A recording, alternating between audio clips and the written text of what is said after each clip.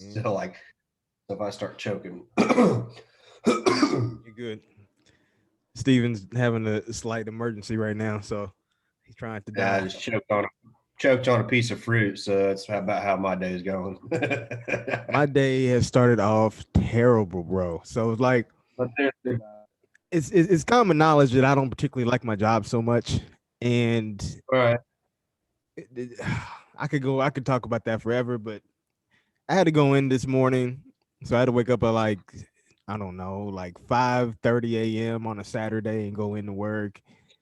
Didn't even really need to be there. End up leaving like maybe a couple hours after, and I've been up trying to get these vlogs edited and stuff like that, so I didn't really get that much sleep. And I'm supposed to have check-ins with the coach today, and Monday I was 172. I was down to 172. Nice, This nice. morning I was 177. Yeah, I'm like, yeah. what in the? I mean, I knew what it was, right? Because when I don't sleep, my cortisol levels raise and I retain water. Yep. And I look good, but the scale is just like I'm just like, oh my god. So I'm about to check in with him and assess the damage and have him yell at me for not sleeping because he's gonna know exactly what's going on. You know what I mean? So Dude, you know what's crazy is I tracked my weight in the evening and in the morning, all throughout prep to see how much I would consistently lose a night. So that way, because I was going to be close on weight for nationals, I would lose 8 pounds every night sleeping. really, 8 pounds? 8 pounds, You eight fluctuated pounds that to much? a T, 8 pounds every single night. Wow, that's Yep. crazy. Like Yeah, it's blue. Yeah, but I usually, mean, it was consistent like that throughout. But that's the importance of getting quality sleep. Because especially in prep, I minimum of 8 hours. yeah, yeah. You had Minimum.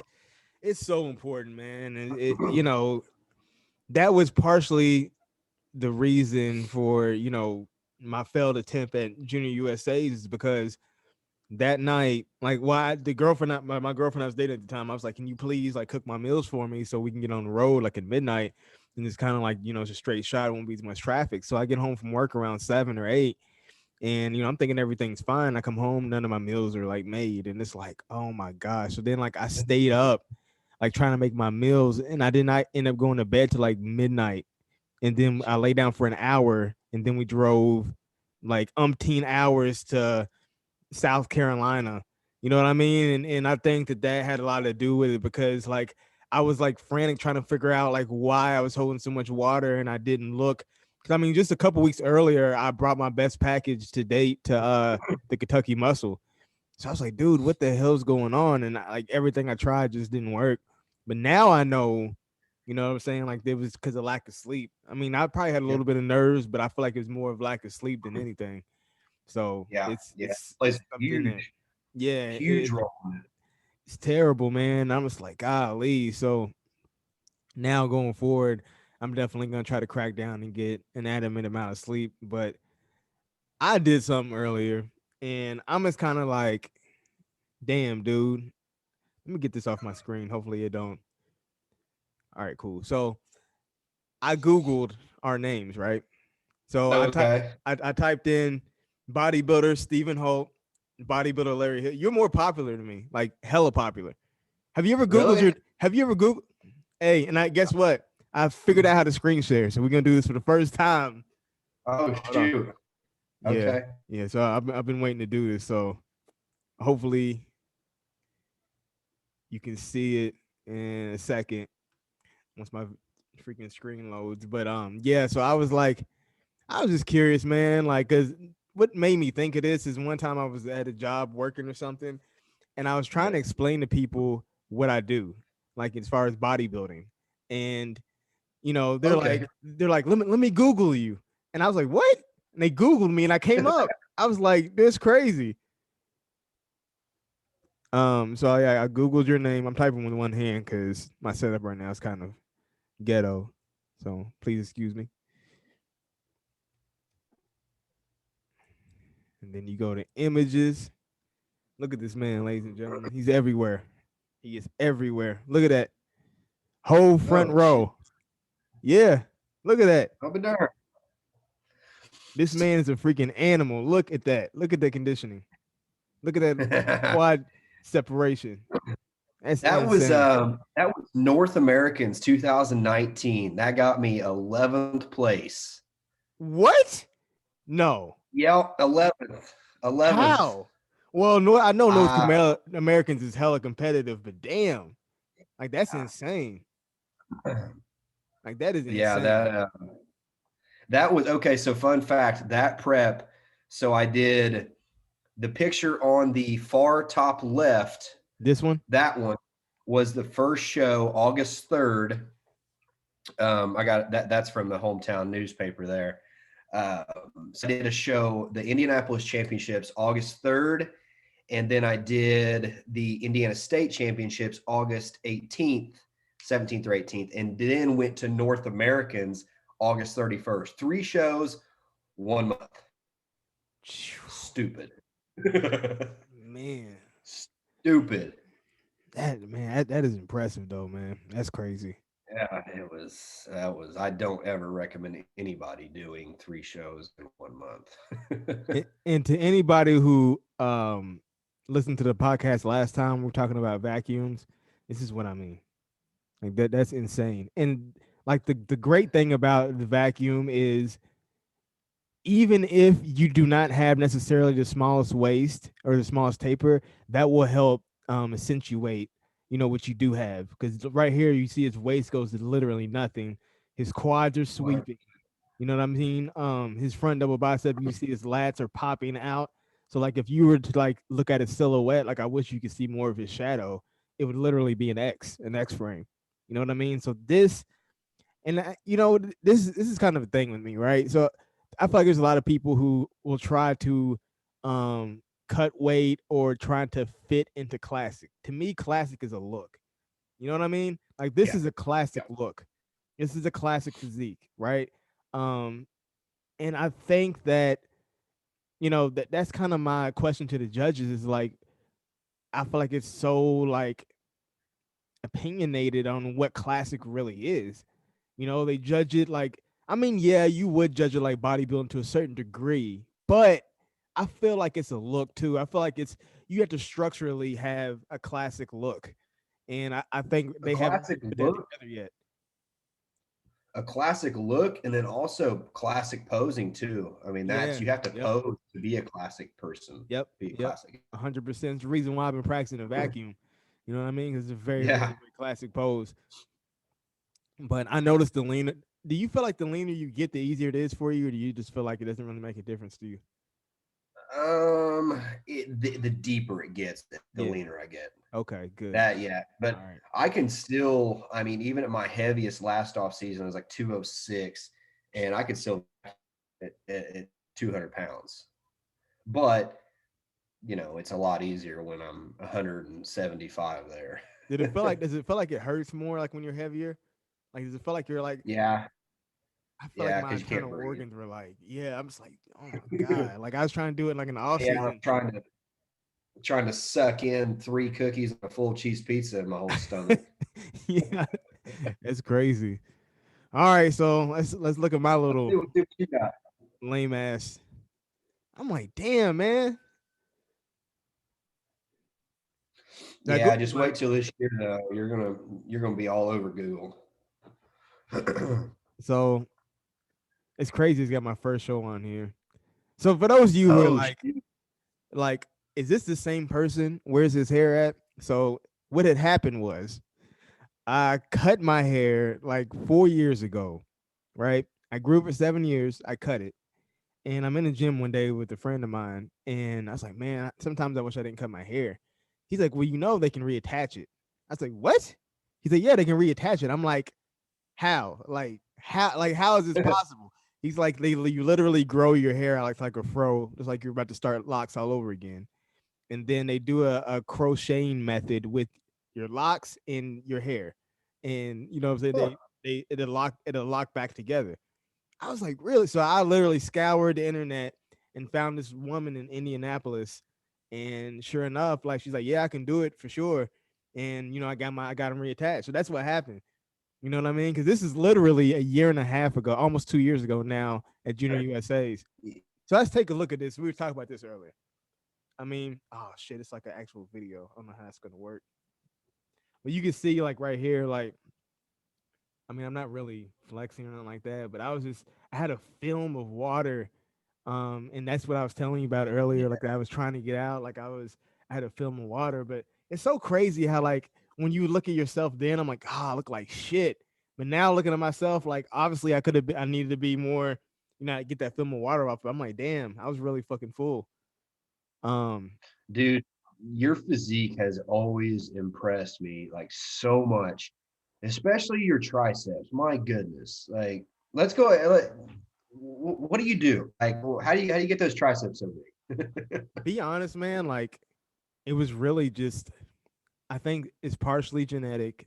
And Okay. growing up when I first got into like just weightlifting, when we say bodybuilding, just weightlifting, my older cousins were just doing like the basic compound movements heavy, like just the Yeah. basic barbell bench, dumbbell bench, and barbell curl, skull crushers, and skull crushers were like probably the nucleus of my tricep training. Before I did any pull down or not pull downs, but press downs or anything like that, it was always skull crushers. I'd always do this same superset.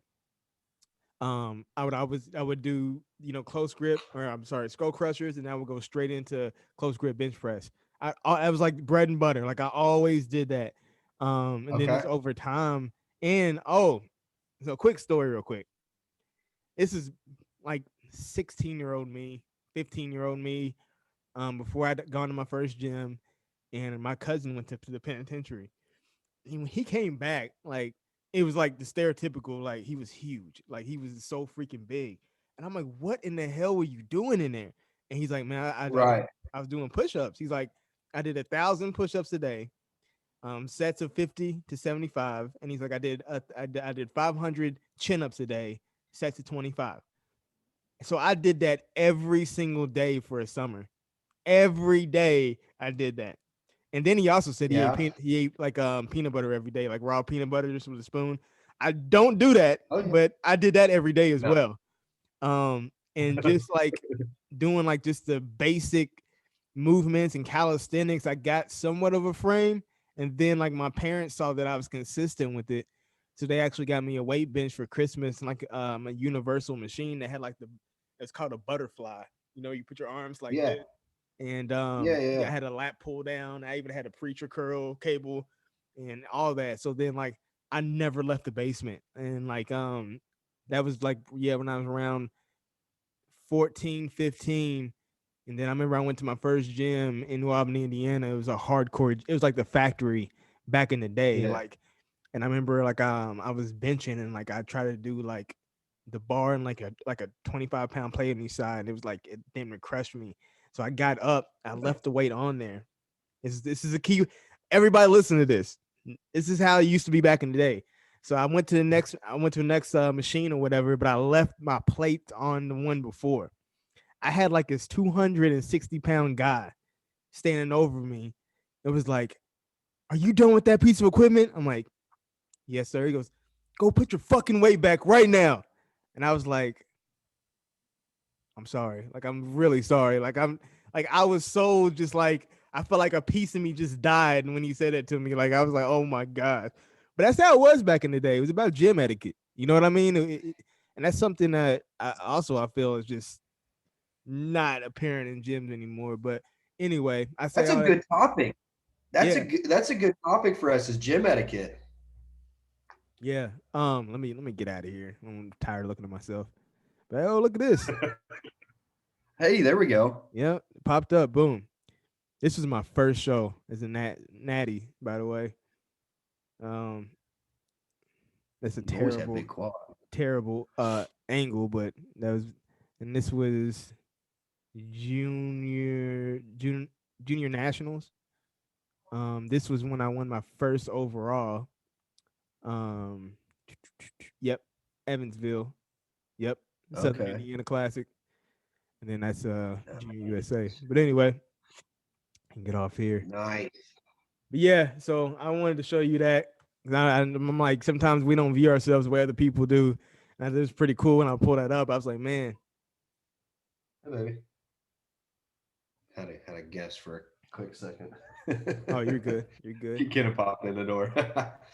No, I know though, man. Like you don't view yourself as like, and it's still this day. Like in my mind, I'm still a 130 pound kid. You know, in high school, 'cause that's what I graduated high school.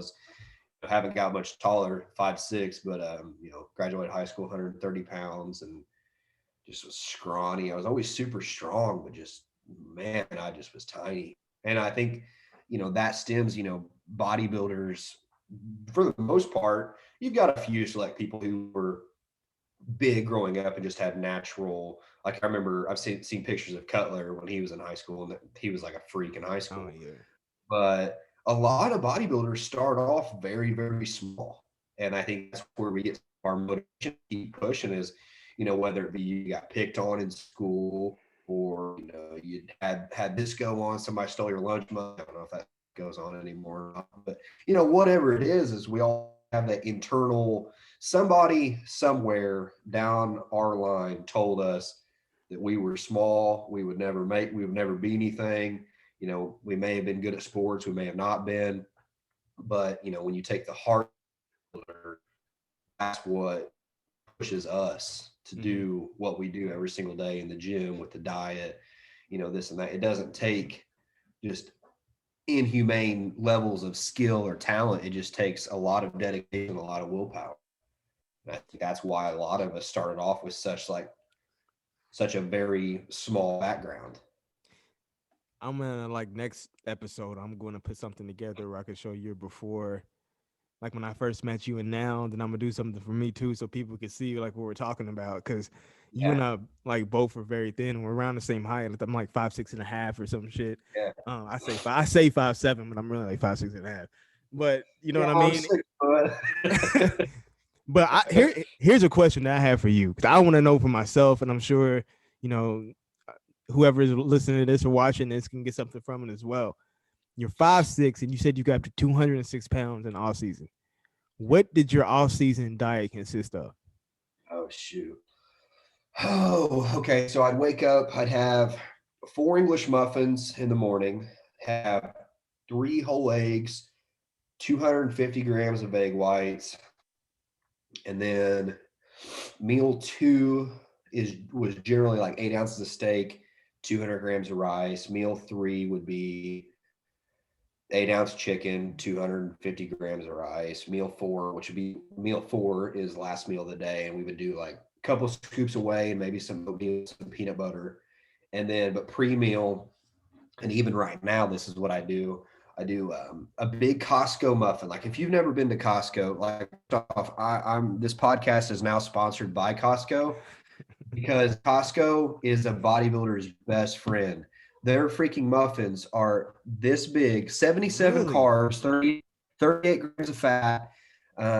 They're you buy 2 packs for 7.99. They're absolutely amazing. But I'd eat a Costco muffin, a banana, 2 scoops away pre-workout, and then drink a Gatorade during my workout. Mm-hmm. The post-workout would be like 8 ounces of chicken and 300 grams of rice. But another thing on Costco, while I'm on this subject, you can go to Costco and buy. We're going to teach you guys how to save money too in this podcast. It's a 1-2 point. You go to Costco and you can buy a 5 pound pack of top sirloin steaks that are this thick for 5.99 a pound. Really? Stupid price. And it is, I kid you not, like you're not okay. So we've all been to like at least once in our lives, we've been to a really nice steakhouse where the Mm-hmm. steak you can just cut it with a fork, right? This isn't quite like that, but it's close. Hmm. Like it is very, very tender. Like these sirloins are almost as tender as some fillets that I've had at restaurants. Now the flavor's not there, but you know, you can make your own flavor or season it however you want. But as far as like it's a good cut, good quality steak, and it's cheap. So if y'all are looking for a way to, because bodybuilding is not cheap, especially with the food we have to eat. No, If no, you can save money, you have to save it where you can. Yeah, it's definitely not cheap at all. Yeah, man. I've always wondered like what you ate. I'm just like, as you blew the hell up, and I was like, dude, that is crazy. And that's been my thing. Like all the way up until this last off season, I never was like, I never treated my off season like a prep. You know what I mean? I just ate when I felt hungry. I just ate whatever I wanted to eat, and I got away with it for a few years. But you're not gonna progress like you should unless you're diligent in what you're eating and you got to make a plan and execute that plan.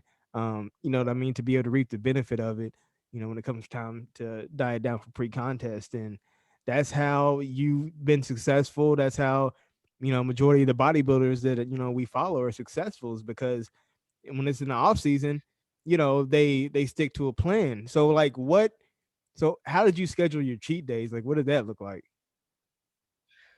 My back, just on back days and hamstring days, because those are my two weak points. So that's when I would eat a treat meal.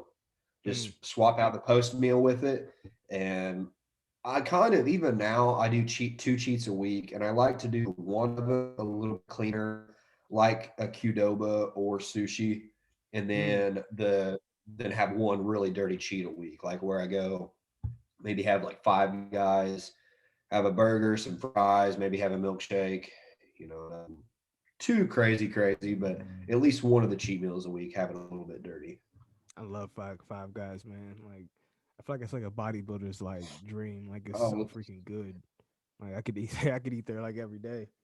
But Five Guys, Chick-fil-A. you're breaking up a Five little Guys, bit. Chick-fil-A. My goodness. I don't know if it's your Wi-Fi or not. Are you breaking up on your end? I'm now I can hear you good. Can you hear me now? I can, but you go in and out. Huh. Yeah, you just I don't know. froze. I'm hooked up. Huh? I don't know. Well, this is unfortunate. I don't know. It's that he lives out there in the cut, ladies and gentlemen. Well, we don't anymore, right? You moved, right? You're not. You're still in like the Seymour area, but you're No, so we live up just south of Greenwood now. okay. I'm trying to think of where that's at. Just That sounds so familiar. I know I've been through there before. you been to Greenwood? Yeah, I want to say that I've been through there before. Is it Yeah, near? yeah. I think it's I don't know. I feel like I've been through there before though. There was a town that I went to because I was dating this girl. It was like a podunk town, like you know what I mean. Like it's like me and the milkman was like the only two black people like in that town at that time. Like it was, God, what was that called? Was it great? Oh man, I cannot. It'll come to me later. I can't think of it, but I think that's when I passed that city or whatever. But I don't know. We're from Indiana, ladies and gentlemen. So those of you don't know, we're both Indiana natives, and I'll be moving back to Indiana very soon. Very soon. Oh, are you across the bridge now? Unfortunately, unfortunately, Yeah. I thought you liked Louisville better. no, absolutely not, dude. Like I mean, no, no. I love Indiana, man. Like it's the cost of living, the housing market, the peace, Yeah. Yeah. traffic. Like what the house that I had before. I don't know if you ever came out to my house when I had my house, I don't but think I did. like it was off of a highway called 62, but then you turn left onto this road and it took you all the way back. Like you passed a couple farms, you passed a couple, and then there's like a subdivision, and that's where my house was, in this little neighborhood. But I could be in Louisville in like 10 minutes, and I can be to LAC in Clarksville in like 10 minutes. So everything was where I needed it to be, but I was also far enough out that when I walked out on my porch at night, I could see the stars. I could like you could Yeah. not hear anything. It was just peace. Like I Yeah. love that. You know what I mean? And I had like a little bit of Pull up to land. Larry. Pull up to Larry's old house. And you walk. You might catch him riding a horse out there. I mean, there no like my neighbors like had chickens and like there a couple of them did have horses. I was like, yeah, it was dope, man. I loved it. I freaking loved that freaking place, man. Love that house. So I'll probably if I do move back, And like I'm probably gonna move back in a couple months, and then in another year I'm gonna get a house, probably somewhere near the same one I used to where I used to live or whatever. But yeah, it was amazing. I loved it. Yeah, we're actually really hoping to move to South Carolina here in the next year or two. Yeah, Her I remember you saying it to me. Whoever's kid that is adorable. That is Kenna's sister's kid. Her name is Aurora, and she is the cutest. Hey, Aurora, you want to come say hi? You want to come say hi? We're doing a podcast. That's Larry. Say hi. Hey, how are you? What's up? What's going on? Say hi to the podcast people. They're watching. You're on TV, kind of. Yeah, this is my soon-to-be niece. So You are she is, adorable. yeah, she's pretty awesome. Okay, we've got a full house now. We've got puppies and everything. Want to say hi to the podcast? Oh, is that a labradoodle? Yeah, she's a golden doodle. A This is golden Raylan. doodle, golden doodle. Yeah. That's what I meant to say. Yeah, Yeah. we got her in Florida. If y'all are thinking about getting a golden doodle, be prepared because they cost a lot of money. Yeah, I heard. I mean, they're great dogs though. You can't really get a better dog, seriously. Like they are she's great dogs. she's a sweetie. I'm gonna see if I can. Hey, Rory, do you want to take the puppies out so I can finish this? Thank you so much. Wait, do I take both of them now? Yeah, just out of the room is fine. Thank you. So I meant to tell you. I mean, I might as well tell you on the air. Like, screw it. We're just having a conversation anyway. Dude, it's like fate. So I used to, for those of you who don't know, I used to skate. I used to rollerblade. Like I used to be really into that scene. Like I used to do grinds and like tricks, spins, all that. Like I used to be I was a street skater. And there was a guy that I used to skate with. He was kind of in our crew, and we kind of like linked up one day because actually before this off season, I kind of started skating again a little bit. Like most people don't know that, Yeah. but anyway, so I ran into him. We haven't seen each other in like 14, 15 years. Come to find out, he's into videography and stuff. And he hit me Oh, up out of the blue yesterday, and he's like, hey man, I want to film you. And he's like, when are you free? And I was like, bro, I was like, look, I was like, actually, me and my co-host or whatever, like we have a podcast. We actually need an intro, like a really dope intro. And he's like, yeah. all right, cool. Just let me know, like when you're free, because he sent me like some clips of his work. It's phenomenal, like phenomenal. So I'm like, man, it's pretty dope. So we might have something set up, man. Just got to figure out how to link the schedules together and make it work. That's going to be exciting. I'm definitely down for that. I know we've worked out a couple times together, and they're all very solid workouts. Dude, good videographers are not cheap. Like I've No, price checked some of them. no. You're looking at like so we did a photo shoot. Me and my coach did a photo shoot this past or last year where it was like a photo shoot with a 60-second video, and I think it was like $400. But like a good videographer, you're looking at over a grand Yeah. I to mean do some work. that's the reason why obviously I'm not on the level of a professional videographer, but I invested in my own equipment. I do my own stuff. I mean, it's not, professional, but it's enough to it's enticing to the eye, I feel, because I've put enough years into it. But the reason, why Steven and I are kind of talking about this is because back in the day when you turned pro, you had somebody there waiting to give you a six-figure contract. Now, a lot of bodybuilders, their income is predicated off of social media. So it's imperative that you have some type of presence on social media, whether it be a YouTube channel, an IG page. So getting content. Like I was listening to Breon Ansley. He was in a video talking about his different streams of revenue, and he literally pays somebody 2 or 3 times a week to come follow him for a day and film his workouts, his home life. He's like, because it's an investment, but my return is bigger because now my YouTube channel is growing, and my IG is growing. Therefore, my stock to these supplement companies are growing. You know what I mean? So it's really something that's the whole reason why we're doing this. That's the reason why I started vlogging again. I'm kind of setting the platform and the stage. So when I do get my pro card, I'm gonna put that out there. Yep. When I do get my Yep. pro card, all these things will be set in place because I'm not trying to work my 9 to 5 forever. I'm trying to transition Well, to something I actually, passionate about. But you're well, that's the killing thing it. about body. That's the thing about bodybuilding is, you know, our physiques are obviously what is appealing to the consumer, to manufacturers, to whoever is supplement companies. Hmm. I mean, we you can have a great personality. There's tons of people, millions of people have great personalities, but very few people have the body to back those personalities up to what actually will sell supplements, what will sell apparel.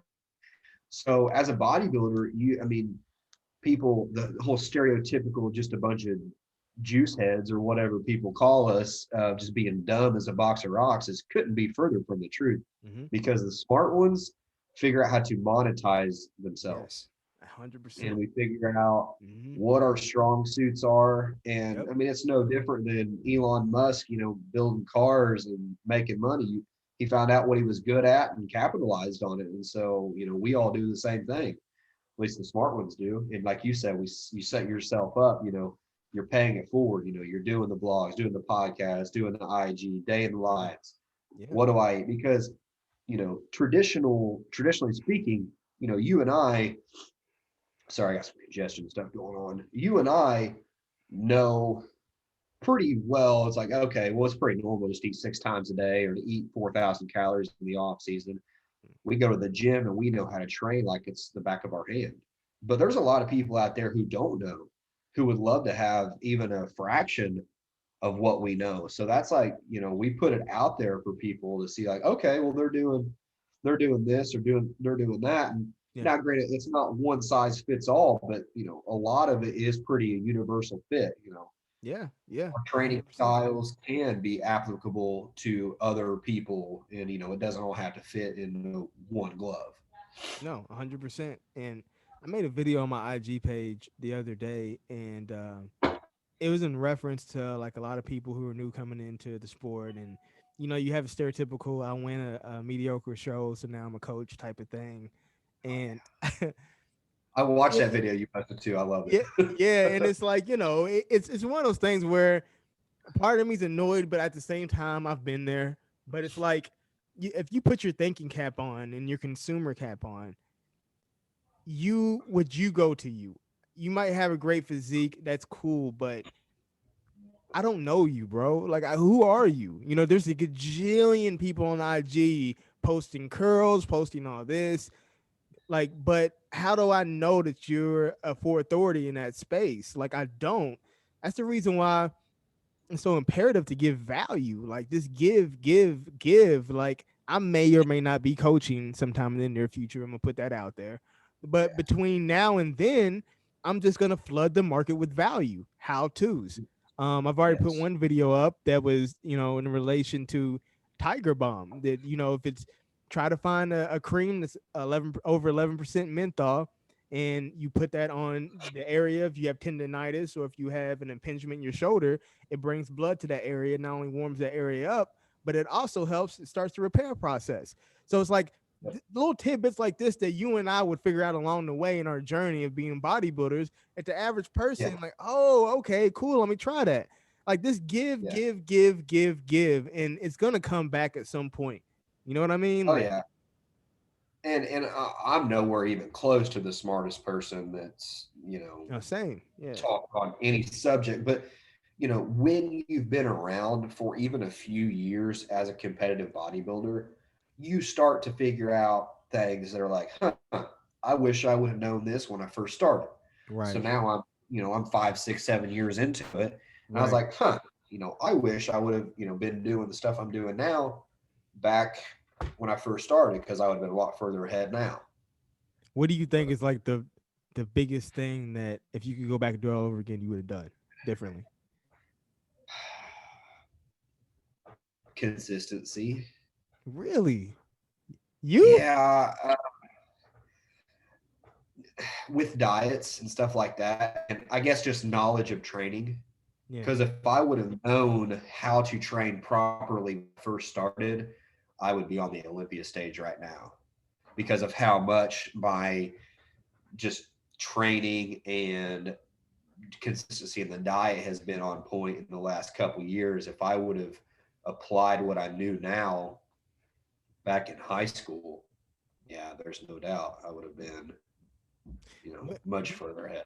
when do you feel like you found out like did because here's a good question. 'Cause a lot of people ask me, do you think I have, potential to be a bodybuilder? And like they'll be big as round as my pinky, which I was there too, but it's like it's hard to tell when you're that small. So like for you, like you were very thin like I was. At what point did you feel like shit, I might be able to actually do this? Like, I might have genetics for this, you know what I mean? Yeah. Um, that's such a loaded question because sometimes I still look at myself and like, yeah, you've got a long way to go, pal. Yeah. Yeah. But I, I mean, I fell in love with bodybuilding the first show I did, but Yeah. Who told you that? yeah, Yeah. yeah, it's Yep.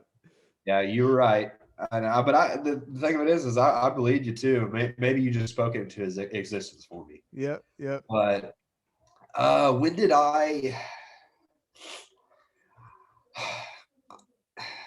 Man, that's such a tough one. I know winning Mr. Indiana last year was pretty cool, and I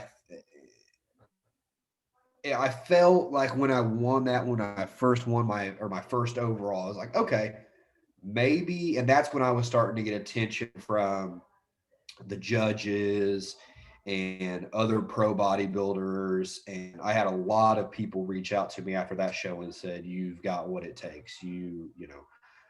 Put the grind in. It's time to go to work, and you're going to get there." And then, Hmm. start of 2020, I was in prep for Junior USA's, and I was progressing really well. And I thought I was like, okay, like I'm feeling really confident. And then all of a sudden, all the COVID stuff happened, and Junior USA's got canceled. And then Junior Nats got canceled, and I pulled out of prep and put on quite a bit of size, and then went into prep for nationals last year. And even going through the prep, like I felt like I had a really good shot, and I knew I was going to be competitive. I just didn't know how competitive, Hmm. and that's just like we talk. I think we hit on this last week too. Just anytime you go to a national stage, is like, and I'm going to be straight up. This is my honest opinion. If I would have competed at any other national show last year other than nationals, I would have went pro. It just that's nationals had a lot of good competition. We had 30 classic guys and almost 30 middleweights, which is crazy for that many actual bodybuilders in a bodybuilding class. Right. There was guys that I beat out at nationals that went on to USA's and got the pro card. Yeah. So I that's can. just Man, that's. it's but that's bodybuilding. Yep. Bodybuilding is about who shows up on any particular day. You could be better than that person, but it's all what the judges are looking for. And yeah, there is a judging panel, but there's like one or two who have the final say if it's a close call. So, Right. Right. it could be anything as far as, maybe your breathing got out of control, maybe your posing got weak, maybe they thought you act like a prick on stage. It's hard telling when you are up on a bodybuilding stage and you've got other human beings judging you. It's their opinion about what you look like. So that's why it's not too important to, put all your cards of happiness in the hands of other people, because that's what bodybuilding is. I mean, we love it, but if you're a true bodybuilder, as far as if you're in it for the right reasons, that it's a grind, it's a process. Some people get lucky on their first national show and go pro. Some of them have to go to three or four of them before they, finally get that coveted pro card. So it's just all you got to keep working, keep putting in the grind. But no, to boil back to answer your question, I think probably last year is when I kind of finally saw myself as having potential to do something with this. Yeah. So not Like too old. I've. It's like I saw genetics in you, but I didn't know to what extent until I Right. can't remember. I think it was the show that we just pulled it up not too long ago when you were hitting the ab and thigh. No, it was a front double bicep, and I just saw the like the silhouette of your physique, and I was like, this dude here, man, like I just knew you was gonna get your pro card this last show. I just knew it. Like I didn't even look. I just knew it. I did look at to see who you were up against, and I'm like, he's got it. Like there's I don't. I'm like he's got it. Like I was Well, very shocked. that okay. So that is the weird thing too with the way nationals went down, is I had people out in the crowd that was coming up to me after prejudging said, "Dude, you've got it locked down." And I don't know. I had this weird gut feeling in me that something didn't go right at prejudging because Steve, the head judge, he he was telling everybody they could go off stage, but then said, "Hey, hang on, just 1 second," and stopped us. And he stared directly at me and then said, "Okay, thank you," and then walked off. So that gave me such an eerie feeling, and uh, it wasn't like a good stare either. So I don't know what I did, but it brought it dropped me down to third place on that one. So I don't know. I guess I should have stayed around and chatted with him, but Yeah, I don't know, but I feel like nationals is kind of like you have that uneasy feeling. At least for me, I was just like, this time around, I'm gonna try to like do some things and try to just be more at ease. And usually when I compete at a show, like it's just I'm good. Like but like for some reason nationals is kind of like the show that keeps eluding me. Like I don't bring my best. uh, And like one thing is, you know what I mean, is distractions. You know what I mean? At that level, you're at the national level.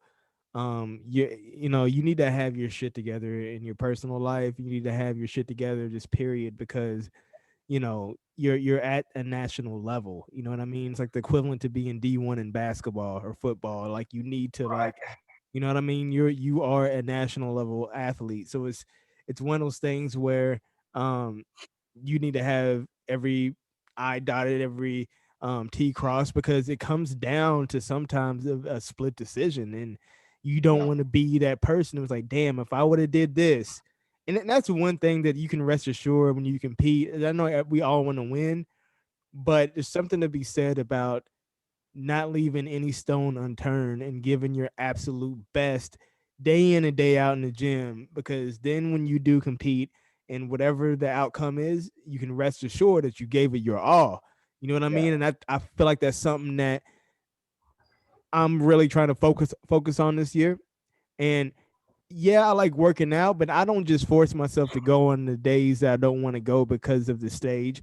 I also do it because I'm not just in the gym trying to build a body. I'm trying to build character, because Yeah, you know, the skills that it takes to become a successful bodybuilder, whether it be resilience, dedication, discipline, consistency.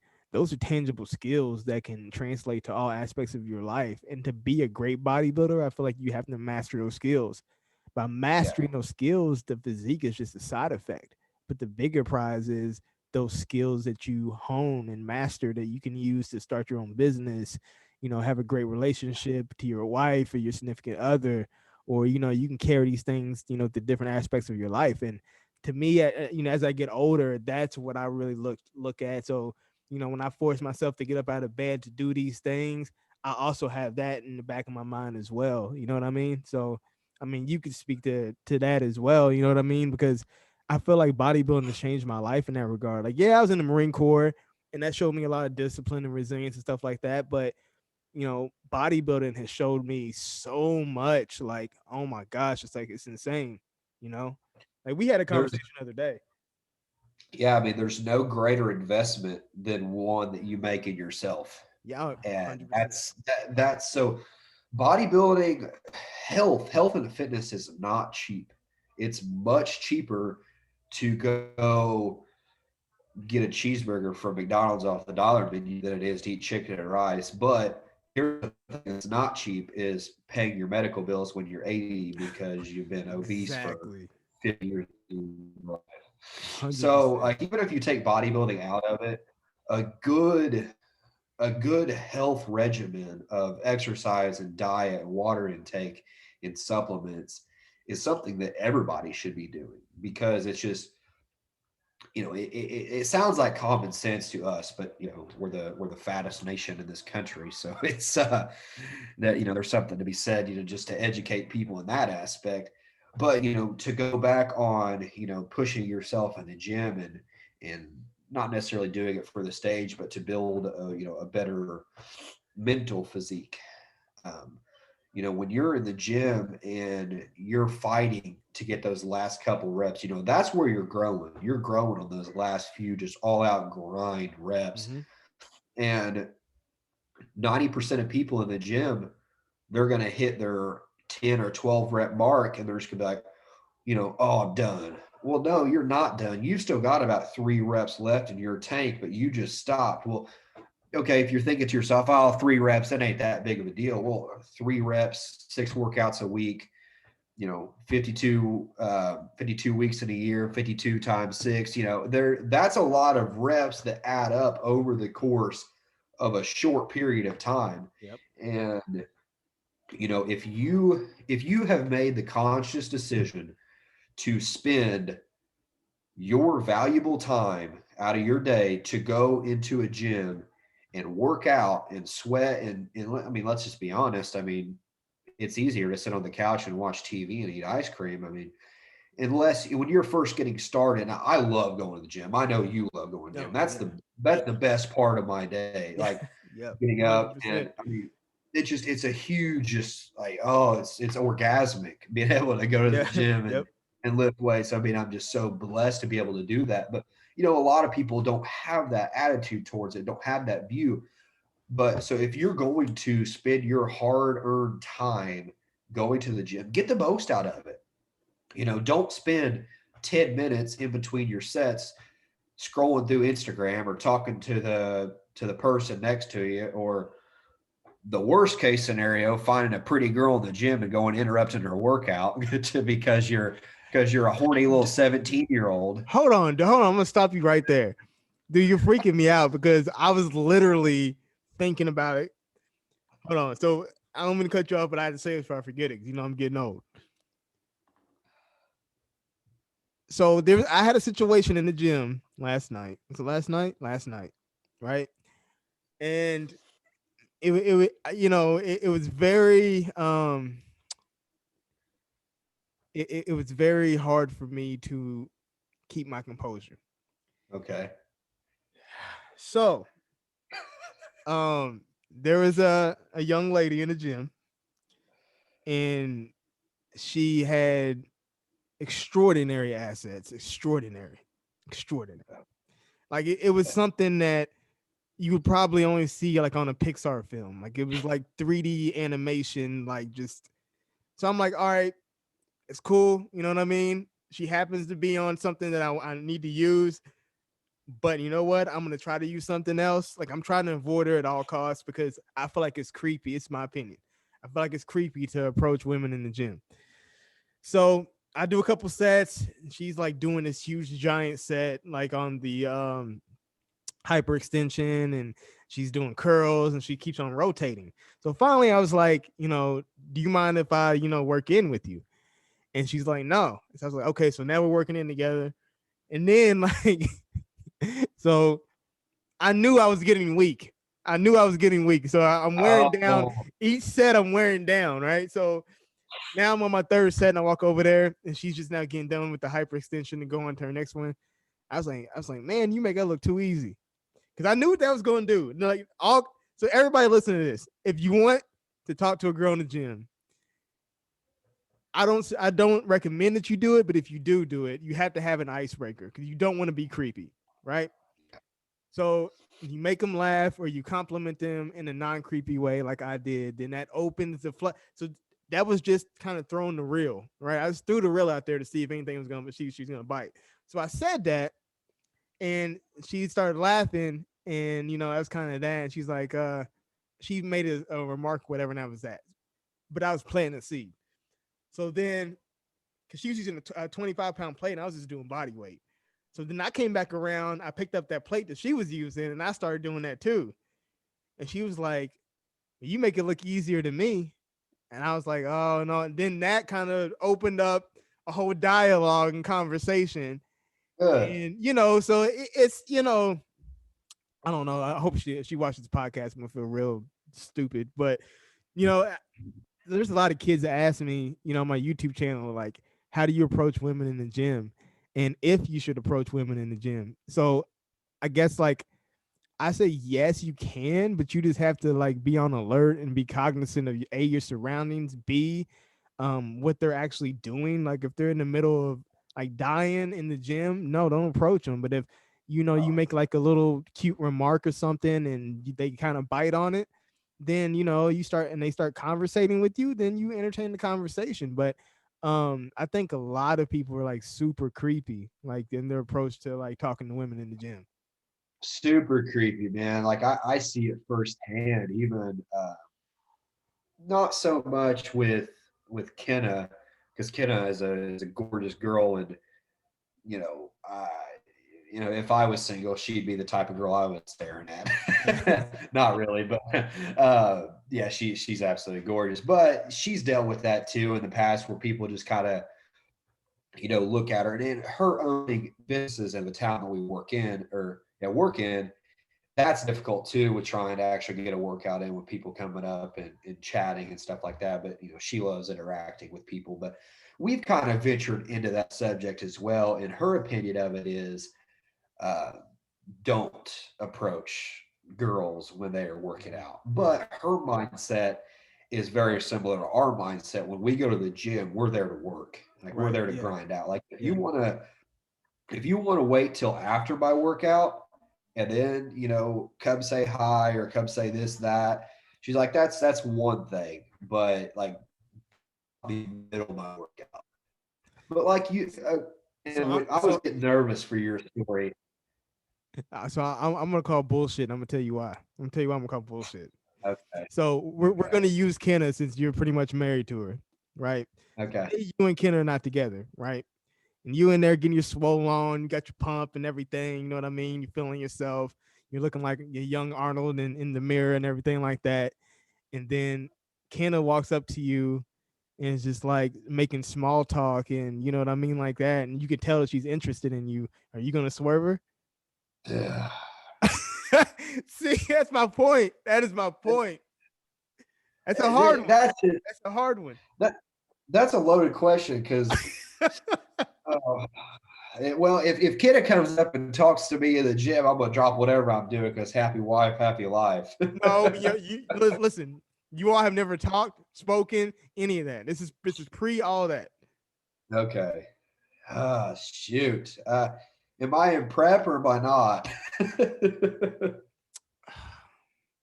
No, we're gonna go to the extreme. We're gonna say you're in prep. I don't know. I don't know. You're Like 12. You're 12 weeks out. I'm not going to be rude. Like I'm not going to be rude to anybody because I've stopped my workout before for 16-year-old kids, 17-year-old kids, 70-year-old men. I mean, the kind of the Mhm. whole charade. But here's what I do when somebody does stop me when I'm working out and they either have a question or want a compliment. It's most of it, dude, you're huge. That's what Yeah. most of it is. Yeah. And so I've got about 45 to 60 seconds during a rest period. And when the conversation hits about 2 or 3 minutes, I'll start kind of speeding it up and saying, okay, well, it's good talking to you. Let me go ahead and get a set in. Then, we can talk, but I'm going to try to get my set in between because I don't want to go cold. The Yeah. reason for that is I almost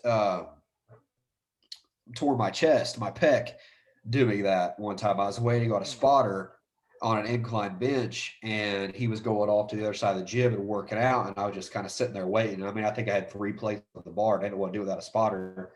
And so he came back 5 to 8 minutes later, and I went down and I heard a big pop in my chest. So ever since then, Ooh. I have this like inside my mind, like, okay, especially if I'm getting into working sets, I've got to keep moving. I've got to keep blood in these muscles. Otherwise, no conversation for me is worth an injury.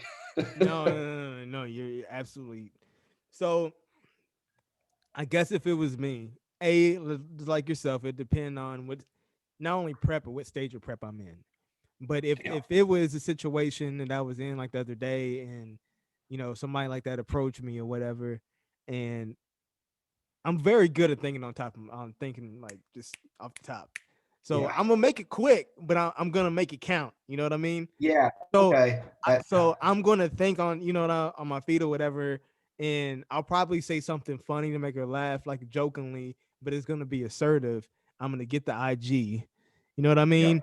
Because the reason why I say the IG is because that's not too abrasive. You're not asking for a number, and usually girls are more Exactly. comfortable giving their IG or their social Yeah. media versus their Yeah. number. The number can come later. So you make small talk, you punctuate that, boom, and then your body language can tell when you're ready to get back to work, type of thing. That's kind of what I usually do. You know what I mean? Yeah. Because I do try to make a point to, you know, appease the little 16-year-old kid who I see myself in, but at the Yeah. same time, like, I'm very like my body language is very apparent. You know what I mean? So they know I'm about to get back to work, so they kind of wrap things up anyway. But like to your point, yeah, it takes a certain level of focus, and it's sometimes hard. And what I explain to people, because I literally apologize to people after I compete, because when I'm in the gym and I'm 4 or 3 weeks out and I have my headphones in, I will not talk to people. Like seriously, I No. mean, it's kind of a dick move, I know, but I really sometimes, it depends on who it is. But if it's somebody and you, because how irate you already are, Oh and yeah. after the show, this is how I explain to people. And for those of you who are tuning in and listening, if you've never been through prep, if you've ever been like 15 or 16 years old and you have your license and you're broke, you literally have just enough gas to get to where you're going and your gas light comes on. That's kind of how it is. Like you have Yeah. enough food in you to get through Good. your workout, and like right before you're done with that last exercise, you can feel yourself just being like, "Oh my gosh," like that Yep. comes over you, and you just want to Yep. get done to get out of there and eat. Yep. So like, people talking to you and doing all this, like it's just your time is literally of the essence before your gaslight Yep. comes on. You know what I mean? Yeah. Like I don't think people understand that. No, not even close. And like you said, there is you don't want to miss an opportunity in the gym either if you are looking for a romantic partner, or there may be some 17-year-old kid that comes up and talk to you about how do I get how do I look like you don't know what kind of impact you're going to make in his life. you may you may push that 17-year-old kid to be the next Mr. Olympia in 10 years. You just don't know Mm-hmm. what kind of impact you could have. So that's why it's important to give an adequate amount of time to whatever situation or person you're talking to. But just remember, you're there to do a job, and you're there to work, and you've got to grind. But that doesn't mean you just can't ignore everybody your whole workout. There's a time and a place, and there's a right way to fit in conversations during your workout, Sure. and That, to still stay motivated. But in your position, you're single, there's a pretty girl, it's definitely manageable to do two in one. Get a really good workout in and slide to, hey, I'm Mr. Hill. How can I help you today? yeah. Yeah, see, you got him with the eyebrow like the Rock, you know what I mean, from afar, and get back into your Yeah. set. No, I'm kidding. But Yeah. really, you said something that's so true, and I say it all the time. Like, I don't do this for recreation. Like you just said, like this is your job.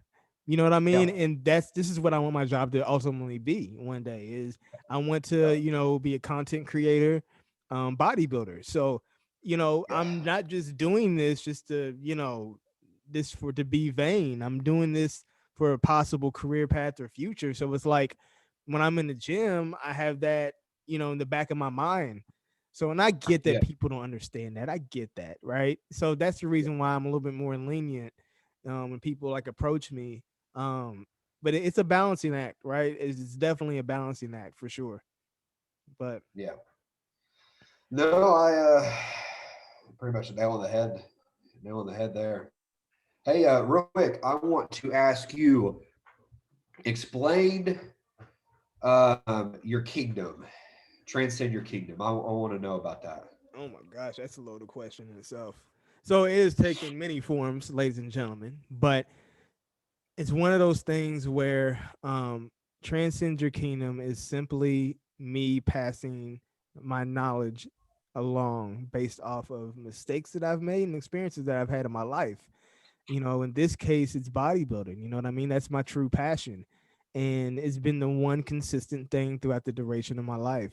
So if I can, part of that is this podcast, right? I wanted this podcast so I can try to give as much information and value and obviously have fun talking to, my friend and having people on to give their perspective on things. Therefore, I'm transcending my kingdom because part of my kingdom is the bodybuilding community because that's the community that I'm in, and it does not have a particular color, it does not have a particular shape, or what have you. We're all brothers in this in iron. You know what I mean? So I might, Steven might know something that I don't know. I might know something he don't know. We might have a guest on to know something that we don't know. But either way, the information is getting to you guys. Therefore, we're transcending our kingdom, and that's what I want to ultimately do is to be able to have a brotherhood and to show people that no matter what your religion is, your ethnicity is, like none of that stuff matters. We're all brothers in iron, and Yep. we can come together and we can speak on topics, we can speak on bodybuilding and give our perspective and respect each other's perspective, even if we don't always agree with each other. Like, you know what I mean? And that's kind of what I want that to be is a cohesive movement, you know what I mean? To support the human race, to support, you know what I mean, every us as people. And embrace Yes. our differences. We're all different, man. It's like there's nothing wrong with being different, and I think that at some point, we've gotten away from that, and it's very unfortunate.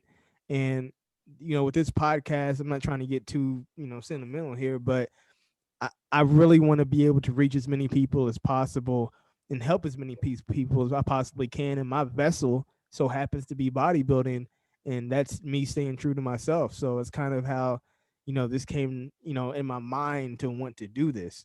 So Yeah. it's a long-winded. Dude, that's no, that's so awesome. And what stuck out there to me is, you know, people have so many differences.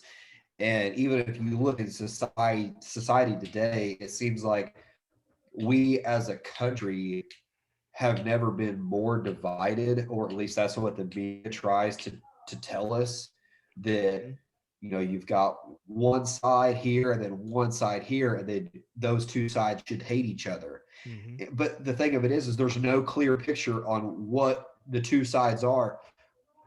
Instead of focusing on what you don't have in common with somebody else and basing your non-existent relationship off of that, I challenge people, why don't you try to find something you do have in common with other people? No matter if the other person is a Democrat and you're a Republican, no matter if the other person is black and you're white, mhm, no matter if it's a female and you're whatever the situation may be, you as a human, as the human race, we and as an American, you have to find common ground with your neighbors, with your brothers and sisters. I mean, because that's what we all are. We're all brothers and sisters under God. And, mhm. instead of fighting about, your political person didn't win their race, or, you don't agree with what this person's doing, you know, instead of focusing on the small little negative of it, there's probably 20 things that you can in common, one thing that you've been told to hate him over. And to add to that, like regardless who's in office, your day to day is not going to change. That like not as much as what people think. Like people No, think that if this person's in office, the world's going to end. If this person's in office, he's going to save the world.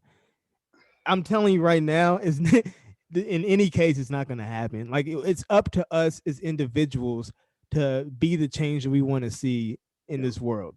And it starts with us. It starts with looking in the mirror and being and saying, I want to be the change that I want to see. And it starts with me because you are a walking, living example, of how you're going to groom your kids. So then your kids are not paying attention to what you're saying, they're paying attention to how you're acting. And Right. and if you're so strung out over somebody who puts their pants on just the same way you do, I mean, some people treat these people like gods, like literally, like give him so much freaking power. Like I'm just like, he's literally a man. Like he's, you know what I mean? Like whoever it may be. And it's Yeah. like they're not gonna save us, and they're not gonna kill us. So Yeah. it's kind of like I think that there's a great meme, and you've probably seen it a million times. It's like an old meme, but it was there was people on the cliff, and it was like a 2x4, and the politician was standing off the cliff on the end of the 2x4, and the people were standing on the cliff on the 2x4. And if the people just got together and all moved off that 2x4, he would fall. But they, we're so that's a whole nother. We Yeah. listen. We just need to love each other. You know what I mean? And we just need to understand that we are all in this together. We're all Americans, right? We are all in this together. We're here. We have to continue to exist. We have to continue to go to work. We have to continue to do all these things. So why not get along? Why not find out what we have in common versus versus what we don't have in common? You know what I mean? And then try to pinpoint that and let the media sensationalize it. You know what I mean? Because at the end of the day, me, when I was, in the military and now being in bodybuilding, I've had some of the best people and met some of the best people in my life who were completely different from me, but yet we still had so much in common, and I could call them to this day and they would be there for me. And it's like if you have your blinders on because of the media or because of something that somebody else portrayed, then you miss out on so many opportunities and so many great relationships with so many great people. Yep. And we can't be so tunnel vision and so blind to that. And I think that it's very sad to be in the state that we're in. And I feel like I can speak on behalf of being a Marine. It's like that's not what I fought for. Yep. It's just not. You know what I mean? I fought for the people. Yeah. And right now we're letting two people dictate the human race, and I just don't think that that's right. You know what I mean? So No, not even close. Yeah, it's we've we've got a long way to go is to find common ground in this country. And the thing of it is as humans, we're born with sin, but we're not born with hate in our heart. I wasn't when I came out of my mom's womb, I was not born to hate a particular race or gender or political party. Those are that's stuff that you're taught. And I realize we all have our own political views, and especially with this last election, there's a lot of people who are very upset about the way things went. There's a lot of people who are upset with the last 4 years, the way that went. I mean, you're never going to make anybody 100% happy. But I challenge you as a listener, if you are tuning into this, if you've got young children in your house and you turn on the news and you are cussing a particular politician or a particular person. Um, in front of your kid, you are subconsciously teaching your child to hate yep, a group of people based on 100%. what they believe in. Yep, And 100%. that's not right, It's in not. my opinion. It's not right at all, man. It's very sad, man. Like, and it's just one of those things where I mean, we could talk about this forever, but the moral of the story is listen. We all put our pants on the same way. We all have to go to work and make money to survive and to feed our families, man. And that should be what's at the forefront is doing what's best for each other and being our brother and sister's keeper. Yep. And that's why I encourage my kids to be in activities. Like, my kids, I have daughters and I have a son.